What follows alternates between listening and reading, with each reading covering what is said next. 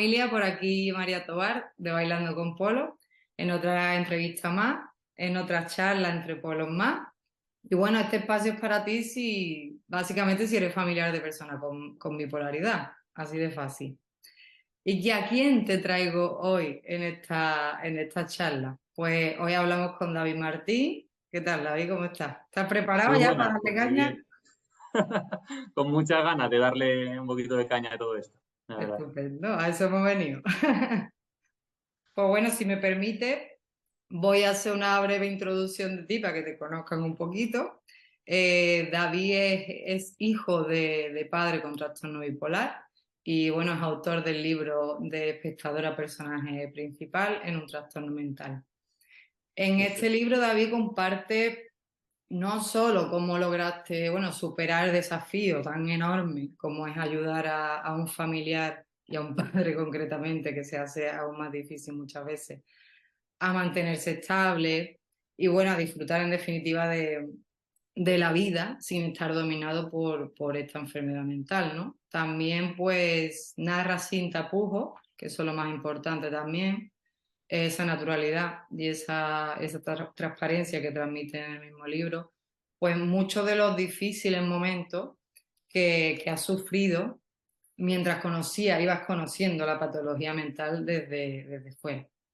Y bueno, además David aquí presente, pues cuenta con un perfil, una cuenta en Instagram que se llama Bailando con Tap, va de baile por aquí la cosa, donde comparte pues muchos tips bastante útiles, ayudando al familiar siempre, principalmente vaya, de personas con bipolaridad. Y bueno, como en menos de una orilla, pues ya nos diremos hasta luego, vamos al lío y así te saco todo el juguito posible y te pregunto todas las dudillas que me han surgido durante la lectura de tu libro. Y vamos a empezar fuerte, ¿vale? Aquí sin Genial, vamos mucho, a ello. sin mucho rodeo. Citando algo de tu libro, concretamente algo de la carta que te escribió tu padre, donde, bueno, y que encontraréis los que vayáis a leer este libro, dice: no se te ocurra entrometerte en mi vida bajo ningún concepto, porque entonces no eres mío. No se te ocurra llevarme esta vez al hospital, porque si es así, no volveré a mirarte a la cara. Piénsatelo antes de actuar. Y bueno, frente a esto, ¿cómo llegas a la conclusión de que tu padre, al contrario de lo que expresa en su carta, necesitaba tu ayuda y no estaba para tomar buenas decisiones? Bueno, aquí la verdad es que la carta, o sea, a mí me pareció de primeras curioso, ¿vale? Porque me alertó de que me iba a llegar una carta hablando por teléfono, que ya de por sí es un poco raro, ¿no? Que me esté hablando por teléfono y me diga que me ha enviado una carta. Eso ya de por sí, como digo, es un poco raro. Más allá de las típicas cartas de amor que se podía mandar en la adolescencia, cuando estábamos todos en el Messenger, el mantener una conversación por teléfono y a la vez que te envíen una carta es un poco extraño. Que ya de por sí es un pequeño indicador. Pero sí que es cierto que no es el único. O sea, yo en todo este tiempo, mi padre al menos cuando empieza a tener un ciclo de hipomanía, empieza a notarse muchísimo en cómo maneja sus cuentas. Empieza a hacer Ujú. gastos desorbitados y bueno, a tener cualquier tipo de idea desorbitada de vida. Véase que quiera empezar a vender todas sus propiedades o que, como también pongo en el libro, pues que quiera hacer algún viaje que no tenga ningún sentido en este momento, ¿no? O que tampoco le haya dado ningún tipo de importancia en su vida y de repente pues, se quiere ir, y ahí lo pongo, a Rumanía, pues no sé, cosas así son bastante notorias. Y en ese momento sí que es cierto que llevaba ya varios días con la mosca atrás de la oreja de que mi padre tenía algún problemilla. Sí que es cierto que me ha vuelto a mirar a la cara, volví a ir al hospital. O sea que digamos que esa amenaza no se ha cumplido, ¿no? Pero bueno, sí que lo estaba viendo por eso, por otros momentos que me estaba dejando y que veía que no estaba mejor, en su mejor momento, Ujú. digamos. Vaya que has estado alerta o con los ojos bien abiertos y observando no solo lo que decía esa carta, sino todos los comportamientos que acompañaban a lo que decía esa carta. Eso es. Y bueno, hay una duda bastante frecuente que lleva por la calle de la amargura, la verdad, a más de un familiar. Y es, bueno, desde tu experiencia personal siempre tratando este tema, ¿Te has sentido alguna vez manipulado por tu padre? También es algo directo, ¿eh? Aquí empezamos muy fuerte. Hombre, pues sentirme seguro. O sea, quiero decir, hay momentos en los que no sabes si realmente se está manipulando o si lo está haciendo porque es su propia enfermedad. O sea, no, nunca de hecho voy a saber si realmente esa forma de expresar las cosas o esas peticiones que está haciendo lo está haciendo desde el conocimiento de que tiene la enfermedad e intentar manipular o si simplemente es su propia enfermedad. O sea, nunca voy a saberlo. Pero sí que es cierto que por mi experiencia prefiero no pensar mal, prefiero pensar que es su propia enfermedad y perdonarle, porque de hecho, o sea, muchísimas veces, y de hecho esto lo está haciendo más últimamente que al principio de la enfermedad, en el momento en el que se ve que está haciendo algo mal, en cuanto que él ve ese problema y ve que a la gente que tiene cerca le está haciendo algún tipo de daño, pide muchísimo perdón. Entonces, Ujú, yo ahí creo que una persona cuando pide perdón lo pide de una forma tan de verdad como lo que está haciendo en ese momento, no creo que haya intentado manipular previamente, sino que de verdad ha sido algo a causa de su enfermedad. ujú. Y lo más importante que se da cuenta, ¿no? O le haces ver que esa Eso es, manipulación la has sentido y que no te ha gustado, que obviamente no es algo muy agradable entre familia, claro. eso es. Y bueno, ¿qué me dirías sobre, que también forma parte de la manipulación en realidad? Las mentiras, las mentirijillas que mencionas en tu libro. ¿Crees que tu padre te miente porque así lo desea o también es algo que puede venir por esa enfermedad, por esa sintomatología, por ese descontrol emocional? A ver, esto es muy complicado porque sí que creo que hay un momento en el que se miente a sí mismo y a raíz de mentirse a sí mismo se cree esa propia mentira. Véase, por ejemplo, que se crea que no tiene una enfermedad, que es lo más habitual que suele pasarle.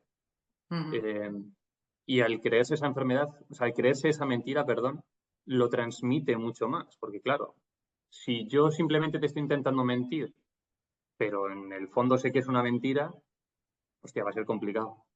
Pero si sí que me creo esa mentira, digamos que un poco me transporto a esa típica caja de origen, ¿no? En la que le estás introduciendo una supuesta verdad a esa persona.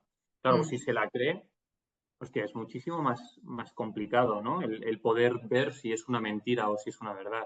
Y aquí lo digo, por ejemplo, con respecto a la enfermedad, pero claro, yo me he encontrado con mentiras que me decía de que se estaba tomando toda la medicación y son mentiras pero no completas, porque sí que se estaba tomando la medicación pero no en las dosis que debía.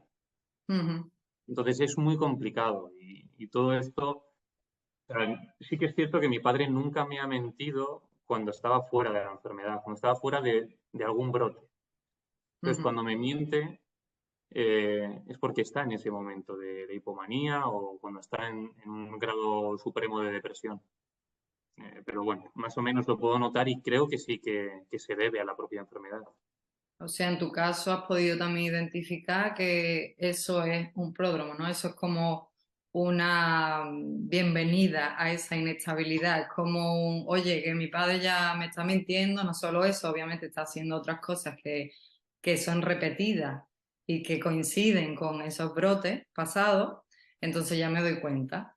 Este detector de inestabilidad lo tiene bien entrenado entonces, y es lo que hace Claro, falta. a ver, después de 15, 16 años que llevo con esto, ¿no? Que llevamos mi padre y yo con la bipolaridad en nuestras vidas, pues bueno, es fácil. Sí que es cierto que el primer año, o sea, era muy complicado el poder saber realmente en qué me estaba mintiendo, me estaba dejando de mentir, porque, como digo, es súper complejo. Incluso el saber, como decía antes, a nivel de gastos, ¿no? Ujú, ¿Hasta qué punto es algo realmente necesario del dinero que se está gastando? Pues es que es muy complicado. Y ujú. claro, pues hombre, después de 16 años es fácil, pero en los primeros momentos es súper complicado. Es importante también lo que comentas, porque claro, cuando la persona empieza a tener esa relación desde el diagnóstico, claro, porque es un antes y un después, como antes no tenía nada sentido y una vez que llega el diagnóstico de trastorno bipolar, ya es como que se dice, vale, ya tiene un nombre y ya tiene un porqué todas sus actuaciones previas, entonces le empezamos a dar sentido a todo. una vez que empieza todo eso, la persona está súper desubicada, o sea, como familiar hay tanto diagnosticado y es importante que recalques esa importancia del el tiempo a la hora de actuar y a la hora de reaccionar frente a la enfermedad, ¿no? Entonces hay que tener paciencia y hay que ir conociéndola básicamente para estar en el momento que tú estás, que es de saber cuándo tu padre está estable y cuándo está inestable, que es importante. Eso es, y además eso es que no es de la noche a la mañana ni en todo se comporta igual. O sea, quiero decir, yo pongo siempre los casos de mi padre, pero no todas las personas que tengan bipolaridad van a sufrir lo mismo, ¿no? No van a poder detectar a las personas que lo están padeciendo de la misma manera. Ujú, Ni van a mentirles con las mismas cosas, ni van a tener los mismos caprichos, ni nada. O sea, no tiene por qué ser igual. Entonces, en mi caso yo lo veo así. O sea, por ponerte un ejemplo, una de las veces que fui a presentar el libro, una de las chicas que estaba allí padecía bipolaridad también y claro, pues decía como ejemplo suyo propio que muchas veces cuando le venía la manía lo que hacía era irse a comprarse igual 20 camisetas del tirón en una tienda. A ujú, mi padre no le veo comprándose 20 camisetas, claro. ni 20 camisas, pero sí que empieza a gastar sin ningún tipo de sentido. Pero, Ujú, o las cosas estas que estoy diciendo de lo de tener ideas sobre vender casas o comprarlas como si esto fueran chicles o gominolas, ¿no?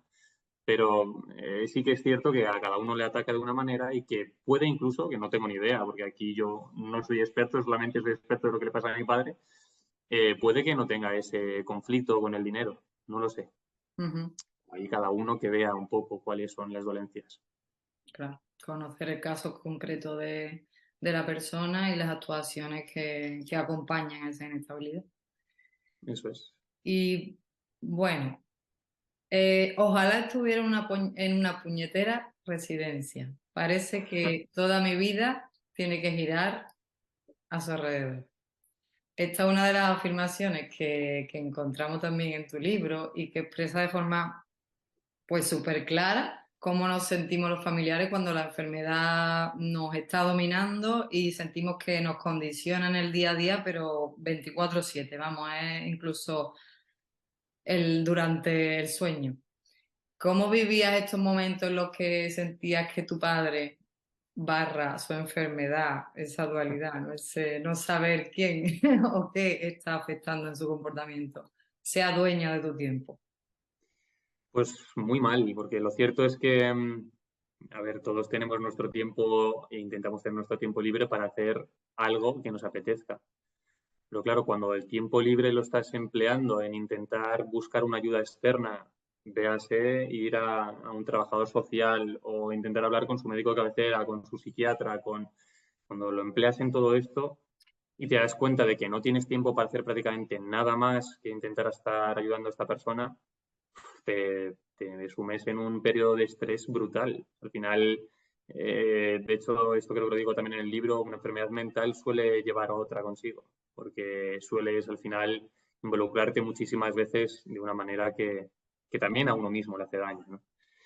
Entonces, pues bueno, llevarlo lo llevaba bastante mal en muchos momentos. Sí que es cierto que a día de hoy, y por cómo está la situación, que es mucho más tranquila de lo que había en su momento, pues estoy bastante bien. Pero es que en esos momentos en los que estaba escribiendo, de verdad que me estaba trayendo por el camino de la amargura. Al final el libro no es que lo haya escrito porque haya dicho de la noche a la mañana, bueno, llevo 14 años conviviendo con la enfermedad, voy a empezar a escribir esto. No, obviamente tuvimos un periodo bastante largo y muy duro y bueno, pues sí que es cierto que en esos momentos yo estaba muy mal, no veía, digamos, que la luz al final del túnel. En esos momentos veía que las ayudas venían porque o mi padre estuviese en el hospital o cuando estaba fuera, rezar. O sea, y digo rezar, también es cierto que de forma un poco utópica porque no creo en nadie, ¿no? Pero sí que esperar a que todo salga más o menos bien o que al menos digamos que esa resaca emocional que le dura a la gente después del hospital y que hace que pueda estar estable, que fuese un poquito más larga. Porque había momentos en los que al día siguiente ya volvía a estar otra vez mal, que no sé cómo podía ser posible que un día después de haber estado en el hospital estuviera mal, pero pasaba. Y bueno, pues en esos momentos, como digo, la verdad es que bastante mal y por eso pongo esa frase en el libro, porque sí que es cierto que necesitaba una ayuda extra y que nunca llegaba. Y esa enfermedad que mencionas que viene de la enfermedad de tu padre al final, por ese estreno, por esa, supongo, ingratitud también, que es como siempre esfuerzo, esfuerzo, esfuerzo por mi parte y nunca veo como ni un pequeño gracias, un pequeño abrazo, ¿no? Un pequeño gesto de cariño que devuelva ese cariño, no sé, algo que me anime, que me dé fuerza, no porque esperes algo de la otra persona, sino simplemente porque te dé un poquito de gasolina, ¿no? Para seguir para adelante y para seguir convirtiendo tu tiempo en su tiempo, en realidad, es en su bienestar, no en el tuyo, en sus preocupaciones, no en las tuyas, bueno, aunque también son tuyas, Sí, pero claro, tiene que desgastar mucho y desgasta, sí, lo doy noto. fe.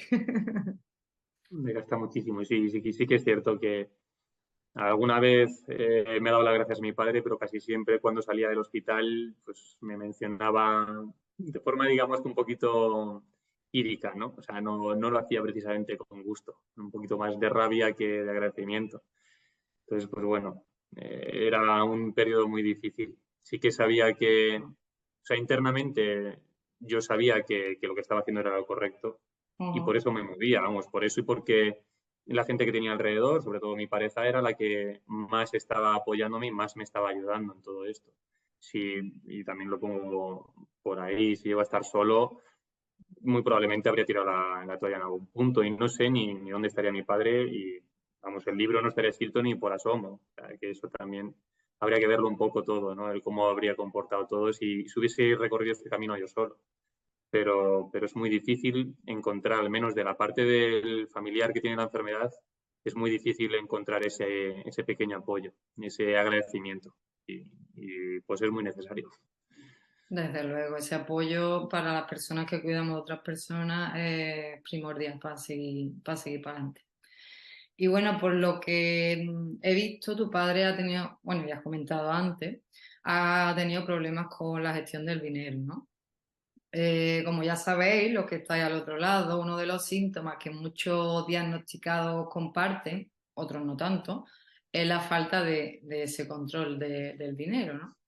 Y ahí encontramos pues las compras compulsivas, las inversiones a lo loco, sin sentido, como tú decías, de comprar, vender inmuebles como si fueran caramelos, ir debiéndole dinero a uno y a otro sin parar.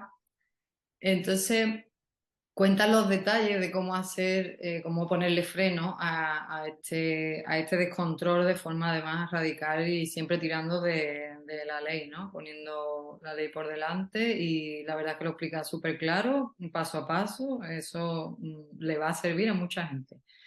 Gracias. ¿Recomienda a otros familiares hacerse cargo de la gestión del dinero o por el contrario delegarlo en un organismo que esté controlado obviamente por el juzgado, por el Estado? Pues esto depende un poco de cómo sea cada uno. Si eres capaz de realmente hacer una gestión de tu dinero correctamente, véase, si eres capaz de hacer la declaración de la renta, es porque sabes cómo estás haciendo todo, ¿no? Cómo llevas tu día a día, tu economía, si tienes que poner algunas facturas a que te hagan algún tipo de devolución, todo esto. Si no eres capaz de hacer esto, entiendo que con esa otra persona tampoco vas a ser capaz.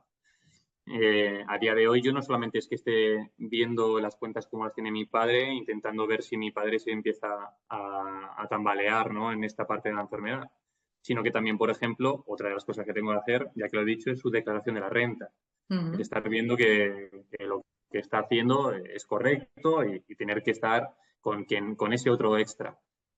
Si no se es capaz de hacer esto o incluso si no se tiene una relación completamente buena con la persona que tiene esta enfermedad, creo que sí que lo suyo es intentar ir a un tercero, a una persona que normalmente es una asociación, una fundación y que nos puedan ayudar con esto.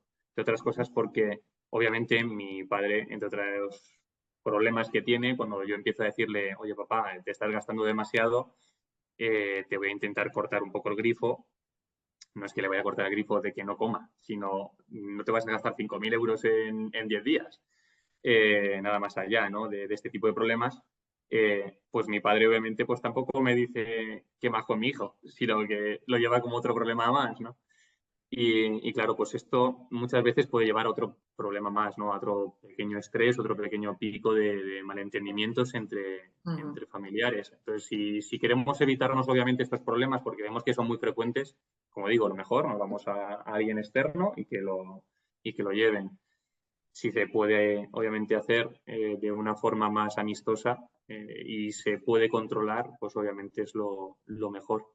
Allá cada uno como pueda hacerlo. Pero creo que las dos alternativas son correctas. Ahí es donde quiero ir yo, a cómo recomiendas llevar esto a la práctica, esto de la gestión del dinero, sin desesperar y además sin acabar peleándote con tu familiar, pues porque se siente que eso, que le estás poniendo límite, que le estás diciendo dónde se tiene que gastar dinero, cómo gastárselo, Pues, cómo se lleva esto. a ver, hay una fase que lo comento en el libro que se puede pedir, una especie como de incapacitación parcial que se llama curatela Ujú. y que esto que de hecho a día de hoy todavía sigo sin tener, que llevo 2 años esperando a que tenga la vista oral, o sea, Madre tela. mía. Pues esto sí que es una ayuda de parte del Estado, que directamente nos permiten ser nosotros quienes estemos gestionando su dinero y nosotros quienes estemos diciéndole al banco, esta persona no puede sacar más de X dinero o gastarse más de X dinero en su tarjeta. Y por Ujú, mucho que vaya la persona a pedir un cambio en esas condiciones, no podría hacerlo. Es decir, esto sí que estaría controlado. Mientras tanto, que es lo que me está pasando a mí a día de hoy y que lleva pasando mucho tiempo, anteriormente, de hecho, esta gestión la estuvo haciendo uno de sus hermanos, lo que estuvimos haciendo fue estar autorizados en su cuenta para ir viendo si tenía gastos desmedidos y demás. Y la ujú, otra cosa que llevamos a cabo con él fue crearle una cuenta aparte en la que poníamos simplemente sus ahorros, para que no pudiese disponer de todo el dinero que él tiene, en este caso de mi padre, para que no se lo gastase todo del tirón, porque es que muchas veces se ha quedado, y de hecho esto viéndolo ha pasado, no sé ni cómo lo dejamos, tenía tarjetas de crédito que las dejaba completamente secas, no tenía ni un duro, tampoco tenía dinero en su propia cuenta. Pues claro, cuando tú ya estás en ese nivel de desesperación en el que estás gastando tantísimo que ni siquiera gastas lo que tienes, sino lo que no tienes, pues como no tires de ahorros y lo dejes en otro lado, esto puede ser muy difícil, ¿no? ujú. Pues bueno, por un lado, si se puede intentar anticipar cuanto antes, que esto hay que hacerlo con el psiquiatra que está gestionando todo, el que le pidan una curatela a esta persona, y luego hacerlo a través de decanato que lo eleve a la justicia que corresponda. Y mientras tanto, pues intentar hacer lo que digo, de ponerle dos cuentas a esta persona, una que no pueda disponer del dinero, que sea la de ahorros, y la otra que estén vigilando para que no haya gastos imprevistos. Y esto, claro, siempre en colaboración con la persona que tenga esta enfermedad, porque obviamente a mí no me apetece precisamente ver que mi padre se está gastando de más y tampoco tengo yo gana precisamente de estar verificando qué está haciendo, pero ambos sabemos que es lo mejor, porque cuando llegan esos momentos luego llegan otras pequeñas sorpresas y ahí Ujú. son peores que el propio dinero. Pues nada, ahí tenéis truquitos para gestionar el dinero del familiar que a veces pues se le va la mano, tiene un agujerito en la mano, ¿no? Por decirlo, como decimos aquí. Y bueno, hablemos de Rumanía. Tu padre en pleno estado de hipomanía, ¿no? Si no recuerdo mal, pretendía irse con una persona que prácticamente acababa de conocer, pues a viajar a este país. ¿Cómo disuade a tu padre para no irse? ¿Y cómo le aconsejaría a otras personas también a lidiar con estas situaciones tan locas que uno dice, uy, que se me va a Rumanía mi padre de repente? ¿Cómo hago para no juzgarle, sobre todo, y ayudarle bien? Porque, claro, en ese momento es como que todo parece que se viene encima, ¿no? Y hay que actuar rápido porque parece que coge la maleta y se va. En A ver, situaciones parecidas, ¿cómo recomiendas tú reaccionar en estos casos para que todo a sea ver, lo mejor posible? en esa situación era más o menos sencillo porque encima estaba el COVID en medio y no permitía ni siquiera cruzar Ah, bien. autonomías. Entonces, Entonces, pues ya fue fácil. Pasamos a la siguiente pregunta.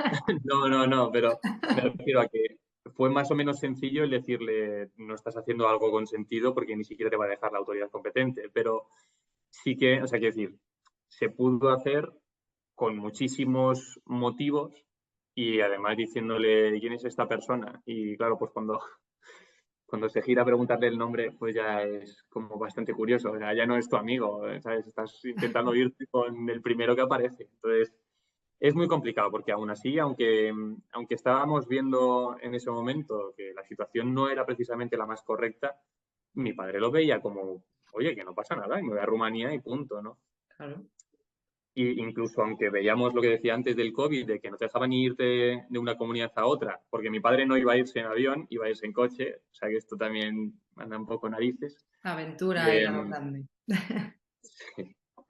eh, pues sí que es cierto que ahí lo que tuvimos que hacer es poner un poco en contexto todas las cosas que estaban pasando y decirle, me estás diciendo esto, vamos a hablar mañana de tú a tú para ver un poco todas las consecuencias que puede recaer el que te vayas y que me digas de la noche a la mañana que te quieras ir.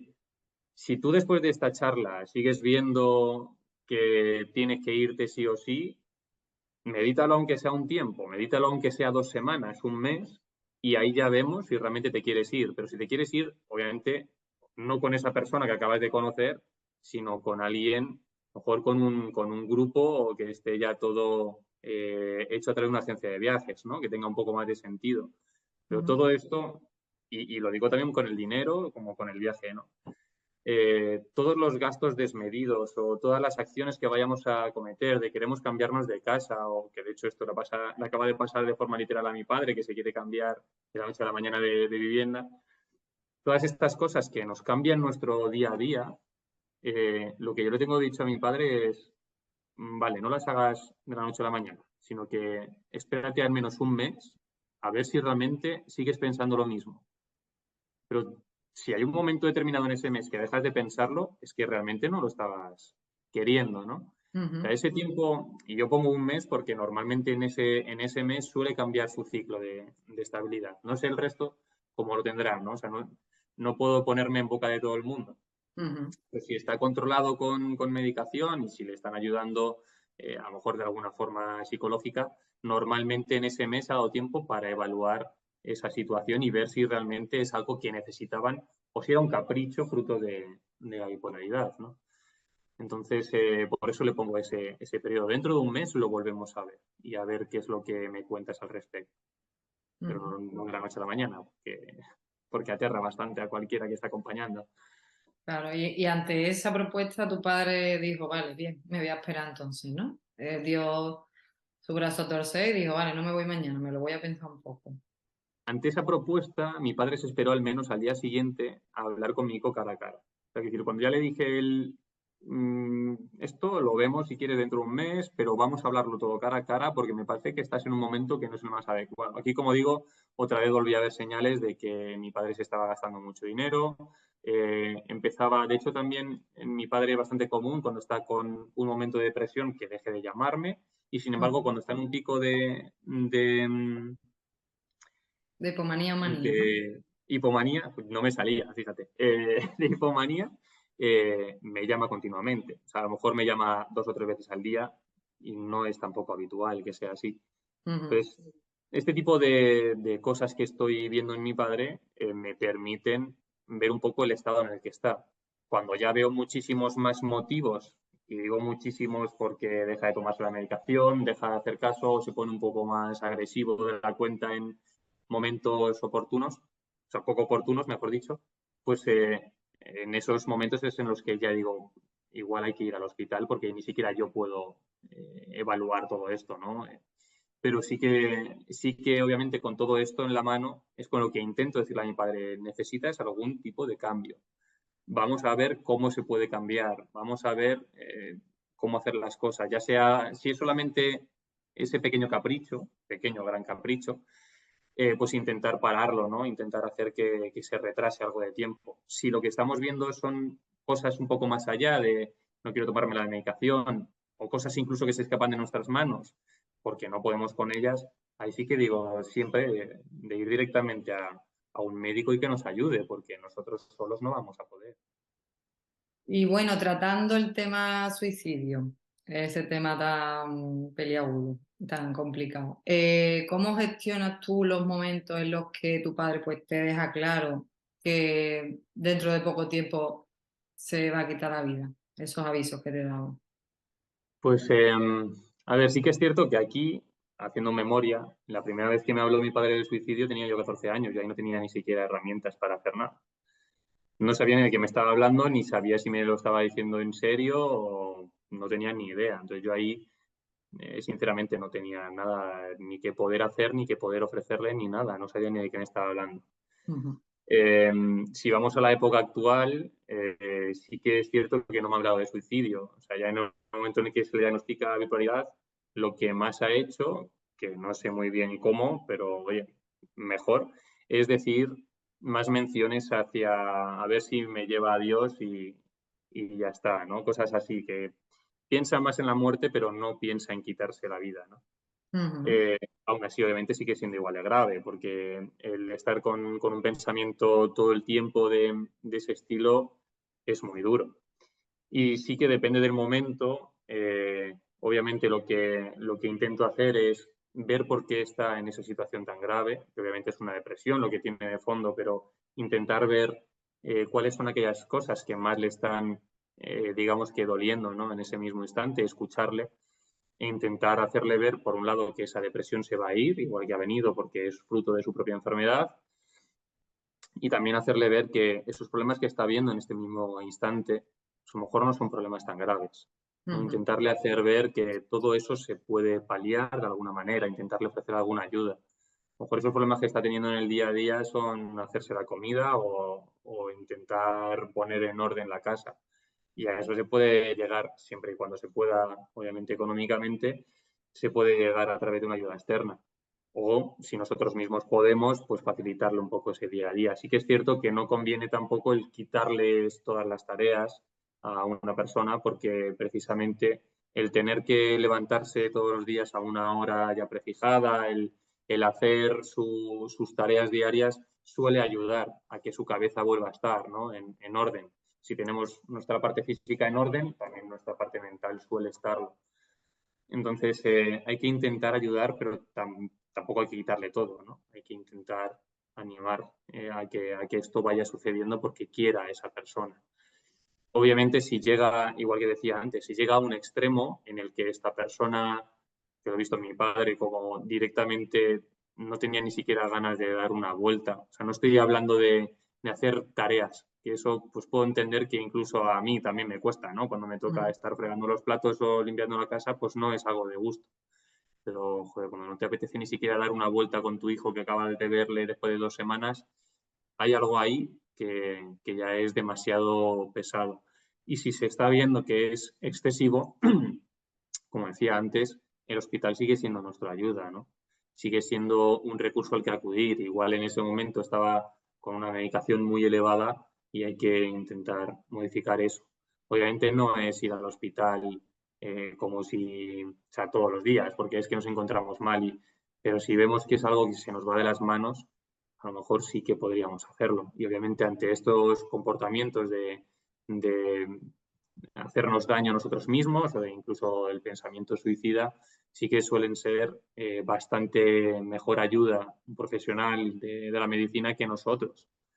Muchas Ujú. veces nosotros carecemos de esa ayuda, incluso no sabemos cómo transmitirlo. Muchas veces decimos anímate y lo que estás haciendo es una mierda, ¿no? Porque decirle anímate a una persona que está deprimida, como si no quisiera animarse, ¿sabes? Pero obviamente si está con ese pensamiento tan dañino, eh, a lo mejor no podemos nosotros solos. Igual que decía antes con el momento de manía, con el momento de depresión, exactamente igual. Y hemos acudido al hospital en las dos fases. Y en las dos fases se le ha ayudado igualmente. Ujú. El tema hospitalización del que habla, a veces es el mejor recurso, ¿no? Cuando ya pues se ve que no se puede hacer nada, como bien dice. para estabilizar a esa persona, porque la descompensación química es un hecho y tú puedes ayudarle en sus hábitos, tú puedes ayudarle en su día a día, pero en la descompensación en su cerebro no nos podemos meter y poner orden porque no estamos ni para eso ni podemos, ¿no? ¿Cómo, a pesar de la negación de tu padre, consigues que finalmente vaya al hospital? Ceda y vaya. A ver, normalmente cualquier persona tiene a alguien de confianza más allá de mi persona, ¿no? Porque en este caso estamos hablando de mi padre, ¿cómo no va a confiar en un hijo, ¿no? O se podría pensar en esto.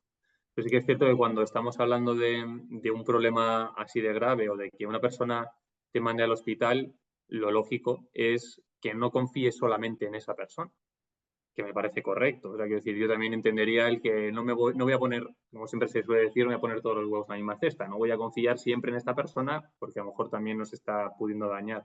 Pero sí que es cierto que mi padre, dependiendo del momento, o confiaba plenamente también en algún amigo, o confiaba en los médicos de su centro de salud, o confiaba en mi pareja. Ujú. Entonces, al no ver solamente el que yo le estaba insistiendo en, por favor, vamos a verlo, al ver que le insistía a otra persona más, normalmente ahí sí que solía ceder. Obviamente él, a sí mismo, a ver, también aquí cabe como desgranar un poco en dos, ¿no? Cuando estaba en hipomanía se ve a sí mismo genial y dice, joder, Ujú. yo no veo que me haga falta nada. Pero cuando está en depresión, y era una depresión brutal, ahí sí que en cuanto que le decía, vamos al hospital para que te ayuden, decía, vale. O sea, ahí no tenía ningún problema, pero en el momento de hipomanía sí que necesitaba de esa ayuda extra. Pero, como digo, o sea, al final, al ver que otras personas también le estaban sugiriendo lo mismo, mi padre cedía, viendo que Menos era un mal. alivio. Es verdad que la hipomanía es como el estado ideal, ¿no? Para ello. Yo, según como lo describen y todos los síntomas y demás, como que es el estado ideal porque a ellos mismos les cuesta muchísimo darse cuenta que ese estado tan utópico de sentirse tan productivo, tan creativo, tan con ganas de conocer a gente, con esa facilidad, con ese don de gente que a lo mejor no tenían antes, con esa... Es como que plenitud parece, ¿no? Una falsa plenitud. Pero claro, normal que quieran mantenerse en ese estado y no darse cuenta de que están mal, porque parece que es un falso bienestar, es una... Pero bueno, de ahí esa complejidad, ¿no? Para identificarlo. Pero bueno, menos mal que estamos ahí los que estamos fuera y nos damos cuenta de que algo nos cuadra, que él se sentirá muy bien, pero algo no, no va muy bien. Y bueno, ¿qué crees que debe hacer, qué le recomendaría al familiar para que este proceso de ingreso pues sea más llevadero? Si no tiene a nadie que pueda decirle a esa persona, oye, mira, que es que lo necesita, ¿sabes? Si es una persona única la que tiene que hacer frente a esto, ¿cómo lo maneja? Pues es difícil, porque sí que es cierto que, quiero decir, si no confía ni siquiera ni en su médico de cabecera, ni tiene un amigo con el que pueda estar hablando y viendo, o que el amigo incluso también es de las personas que dicen no tiene ninguna enfermedad, este, esta persona, ¿no? Como te pasó con tu padre, ¿no? Con su Claro. amigo. O yo qué sé, o no confía tampoco en tu pareja, si es que tienes pareja, o en algún, si no confía en nadie, en ese momento igual lo mejor, y esto ya hago un poco de apología de mi trabajo, a lo mejor lo mejor es tirar de datos y hacerle evidenciar, mira, en el caso, por ejemplo, de los gastos, antes te estabas gastando esto, ahora te gastas esto. O en tus informes te está poniendo esto y sin embargo te estás tomando esta medicación, o intentar hacerle tirar de recuerdos. Oye, ¿qué es lo que pasaba hace 2 meses que estabas deprimido?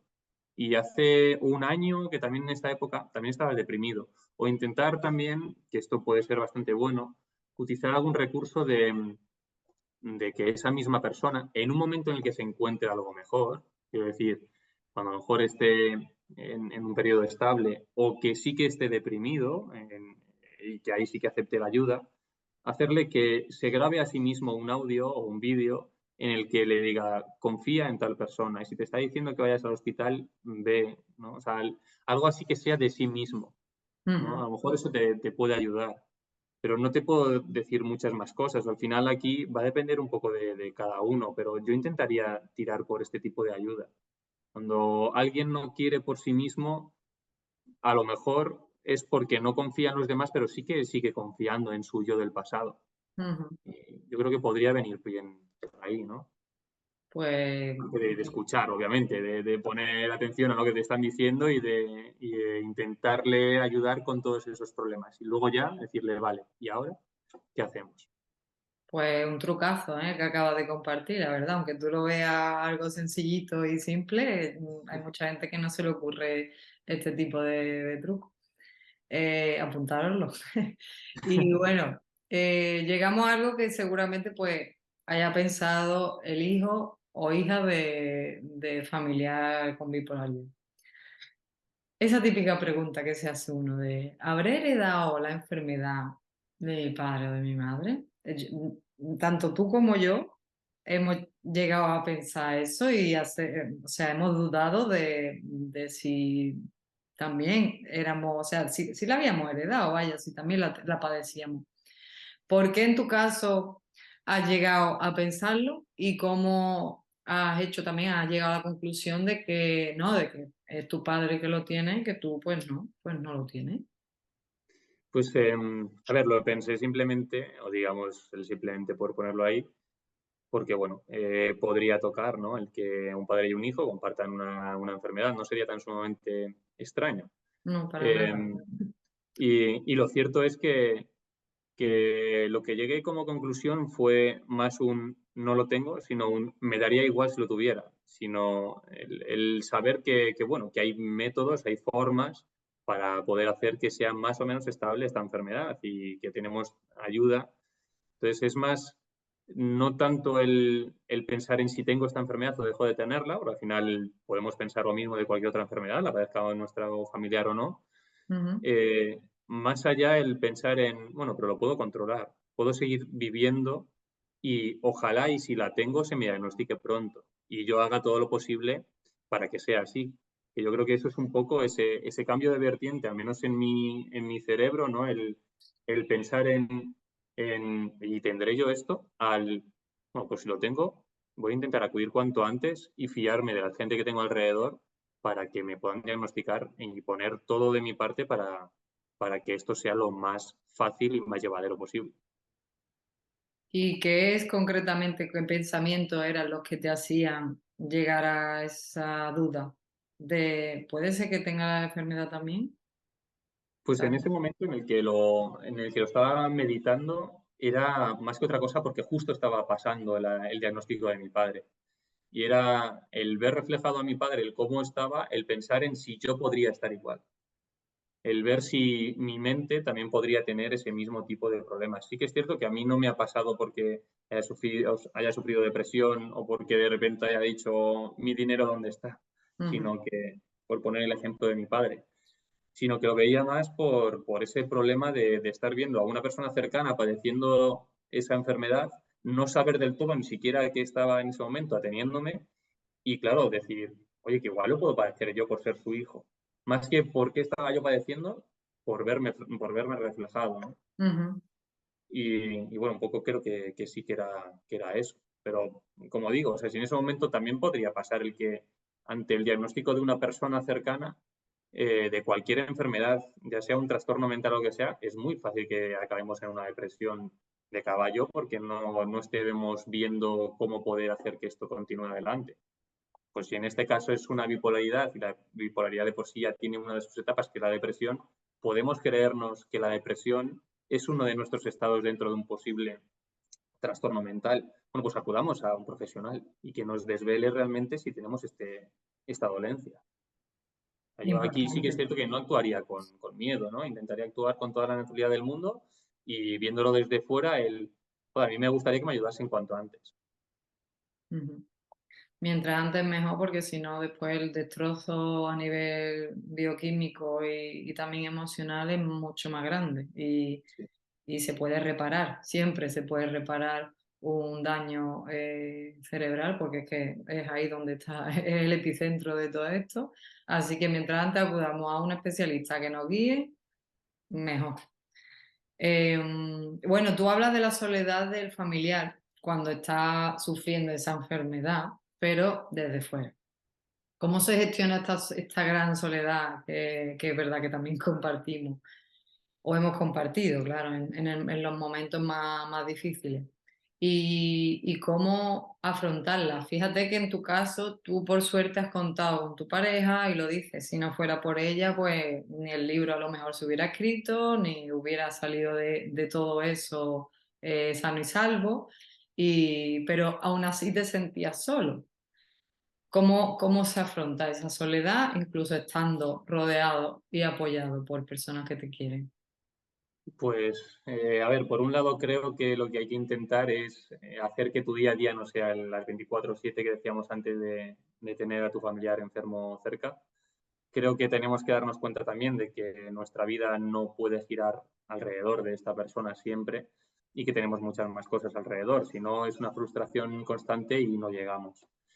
Esa soledad se puede paliar de muchas maneras. Una, como decía también al principio, tenemos recursos médicos de muchísimas índoles, véase que vayamos a nuestro médico de cabecera, que vayamos al trabajador social que le esté tocando al familiar o al trabajador social que nos toque a nosotros. Podemos tirar de muchos recursos muchas veces a través del ayuntamiento. Al menos esto es lo que he visto, sobre todo en localidades más pequeñas, porque suelen ayudar con otras cosas, véase con centros de día o con ayudas alimentarias, con limpieza en casa, cosas así, ¿no? Ujú. Pero sí que es cierto que esa soledad que se suele sufrir se va a sufrir. Quiero decir, normalmente nos toca pechugar con que tenemos que ser nosotros quienes estemos tirando adelante de todo esto. Obviamente, si no somos capaces con alguna de las cosas, pues de forma privada vamos a encontrar ayuda en todo. Creo que a día de hoy hay muchísimas aplicaciones que nos permiten poner a una persona cerca de nosotros, o cerca, mejor dicho, de este familiar para que le esté cuidando. Y de hecho, pues, creo que hay una que se llama tal cual Cuideo, que aunque está enfocada más a personas de personas mayores, quiero decir, ¿no? A gente con cierta edad, pero creo que tampoco habría mucho problema con que fuese por una persona que tenga esta dolencia. Pero bueno, esto es un ejemplo. O sea, hay muchísimas aplicaciones de esta índole. Y ahí estoy hablando de ese acompañamiento que pueda tener la persona que está sufriendo la enfermedad.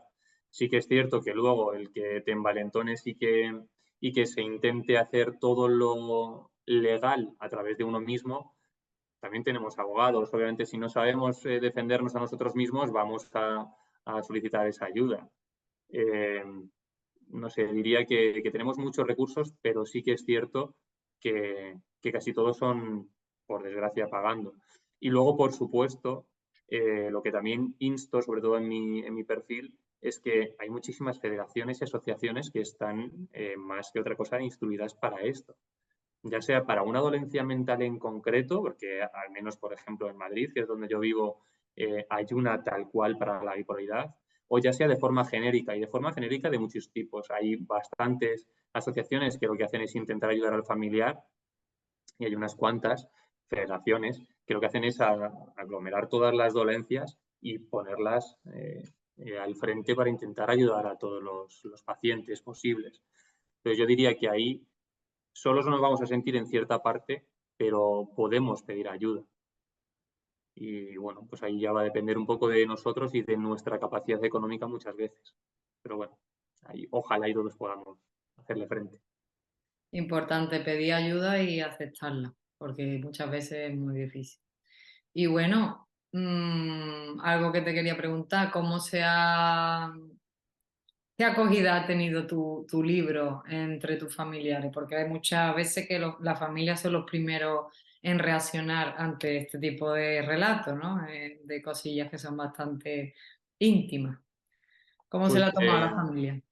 aquí ha habido un poco de todo, porque sí que es cierto que hay gente que lo ha visto genial y que de hecho me han dicho que ojalá y escriba un segundo libro.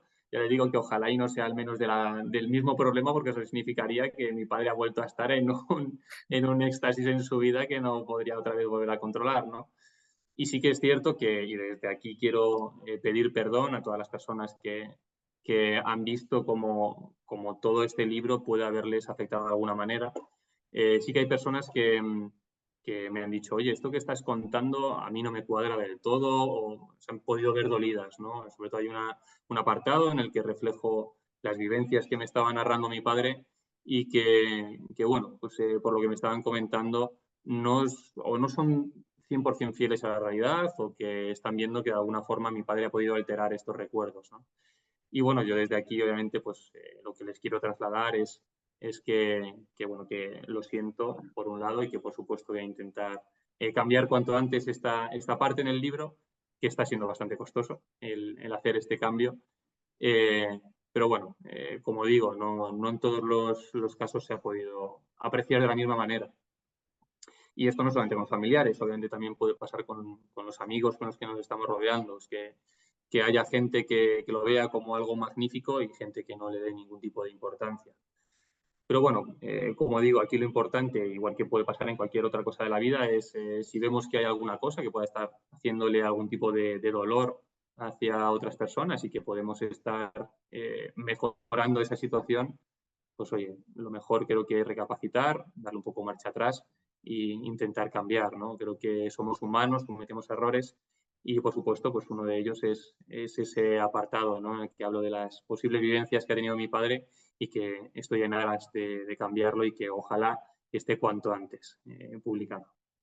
Desde luego, no hablo obviamente por parte de esa familia o de esas personas que se han podido sentir afectadas, pero sí hablo como familiar que ha sufrido cosas parecidas a las tuyas y que creo que son bastante difíciles de compartir ya de por sí. Por nosotros mismos, esas experiencias, esas vivencias tan duras ya son difíciles de compartir. Entonces yo pediría a esas personas que se han visto afectadas que también vean este libro como algo que lo único que necesita, que quiere, que su propósito es ayudar a otras personas, que si se ha redactado de una manera, que se ha podido, no sé, que si son temas sensibles, que si se puede redactar de mil maneras o que se puede poner de otra manera, que entiendan la dificultad que supone escribir un libro, que entiendan la dificultad que supone expresar todas las emociones, todos los sentimientos y todo lo que tú plasmas en ese libro y que también cuenten con esa empatía que estás teniendo tú a la hora de pedir disculpas por si has podido molestar a alguien, que también sea esa empatía recíproca y que te entiendan también todo lo que has sufrido y todo lo que has tenido que afrontar para que ese libro esté publicado y que sea parte de la historia de trastorno bipolar. Y gracias a ti porque has publicado algo que los familiares no solemos querer compartir. Entonces, por ese lado, y como familiar que soy también de persona con trastorno bipolar, mil gracias y también gracias por entender a esas personas que se han podido ver afectadas. Pero por favor, entender su punto de vista y su forma de compartir su experiencia. Cerramos, terminamos, solo dos cositas a las que siempre le pido a los invitados. Una lectura, un libro, o sea, una peli, una canción, cualquier cosa que quieras compartir que la gente seguro que le ayudará para entender la bipolaridad. Pues aquí un poco y tirando de tu blog iría al corto de Votamos, pero como eso ya lo has compartido, me parece que creo que iría más a la película de Loco por ella, que a mí me parece bastante buena porque te deja entrever un poco todos los lados que pueda tener este tipo de enfermedades. Diría que justo tiene bipolaridad, la persona que es la protagonista, ¿no? de la película Ujú. y habla desde un punto de vista actual y lo narra desde una forma que a mí me parece bastante buena, tanto para verlo una persona que está sufriendo la enfermedad como para verlo a alguien que está cerca. Entonces yo creo que por ahí estaría bastante bien. Además tiene un toque humorístico curioso, que Sí. también nos hace falta cuando vivimos con estas enfermedades, que nos hace falta penarla y siempre sufrirla, que hay que reírse también, que bueno. Y la última preguntita, ¿a quién te gustaría ver como próximo invitado o invitada? ¿Y qué preguntilla le haría? Uf, pues aquí creo que voy a tirar un poco de utopía porque creo que va a ser muy complicado, pero me encantaría Vale. que algún familiar o amigo de Javier Martín, el actor o humorista que estaba antes en Caiga quien caiga y que escribió el libro bipolar y a mucha honra, pues me encantaría que se pasase, ¿no? Que nos contase un poco cómo ha podido vivir todos estos problemas al lado de una persona que encima es muy notoria dentro de la sociedad, ¿no? Que se le ha reconocido en cualquier momento.